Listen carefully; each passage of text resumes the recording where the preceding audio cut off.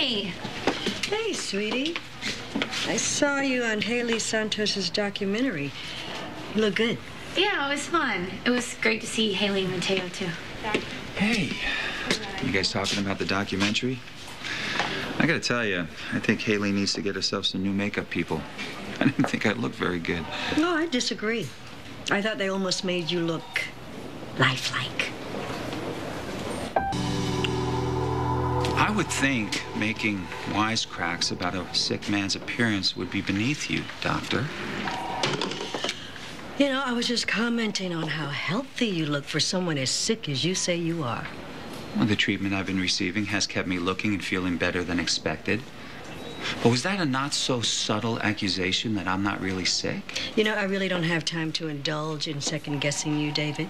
Well, you wouldn't be the first one that thinks I'm faking for whatever reason. Well, I don't know what to think about a man who spent half his time as chief of staff digging up dirt around everyone around here. Oh, did you finally get around to reading the gift I gave you?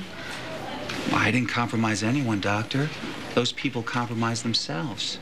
And those files contain nothing but facts.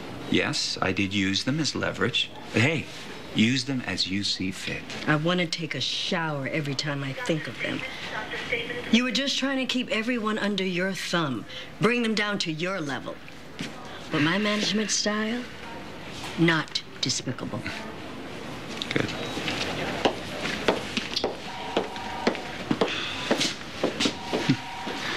I don't know why I bothered coming in today.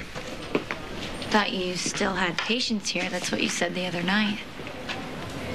Do I detect a note of mistrust? Look, I know you lied about where you were going. You said you were coming here, but you went straight up to Gloucester. And when you figured that out, you went running to tell Tad. I may have lied, Amanda, but you stabbed me in the back. You know, you can call it backstabbing. I just wanted someone to find out why you were lying to me. Okay. I'm sure it looks suspicious, but I was just trying to protect myself, Amanda, and protect you as well. If the authorities ever found out that I obtained that drug and brought it into the country... That's not the whole truth, though, is it? All right, you know what? You can be as suspicious as you want, but I cannot risk having that drug stopped. That's why I filed a restraining order against Tad and Liza. Oh, yeah, you're going to be hearing about that, I'm sure. But I'm also sure you're not going to hear that I had Gail drop the breaking and entering charges. Look, I just want them to keep their noses out of my business. You know, I'm just trying to have as many good days as possible in the short amount of time that I have left. And all everyone in this town seems to want to know is when I'm going to do them the favor and die. But you, Amanda, I really thought you were different.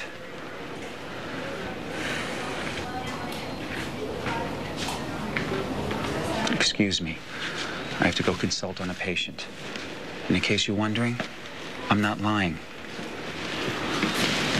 That I have got to say here. Look, I've already been dragged in by David once, and a DA is dead probably because of that. So, if you guys want to go ahead with this, don't say that I didn't warn you. I like your shoes. Thank you. You... Oh, you were listening to me and Ted. You said I would just have to deal with it? Well, he was upset, you know. Him and Liza just got served this restraining order from David. I know. He was trying to protect himself, trying to maintain some decent quality of life while he still can. So he's already gotten to you. You know, I bet you also don't know that David intervened with his friend Gail. He convinced her to drop the charges against Tad and Liza. And yet here you are, plotting with Tad to go up there yourself and... Hold on a second. You were the one that told all of us that he was up there sneaking around in the north, right? No, that was before I knew it was to get the drugs he needed to keep himself alive. And whatever else he's doing.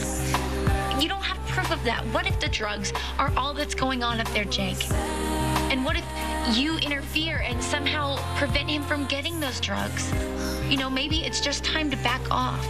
You know something? This is not the first time that you've taken his side and asked me to not think the worst of him. And no matter what, I always back down. You're not always right, Jake. No, I'm not always right, but you are my wife, okay? And we should at least be honest with each other all the time. So I'll ask you straight. Do you want me to tell you what you want to hear, or do you want to hear the truth? I always expect the truth from you, and you know that. Well, good.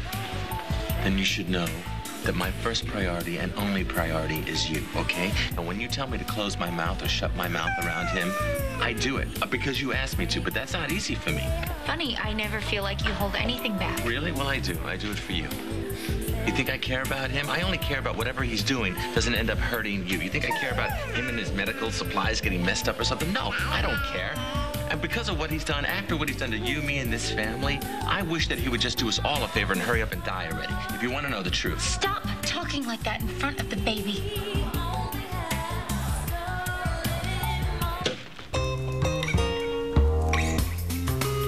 I don't want you talking like that. David is sick. Sorry. Have some compassion. I do have compassion. I have it for you. I have it for Trevor. I just don't have it for him. You know what I want to do? I want to peel back his mask and show the world exactly who he is. That his disease is nothing but a lie. It's just to manipulate you. And you have to know, no matter what he says or what he does, I will never believe him. So you're still going to Gloucester no matter what I say?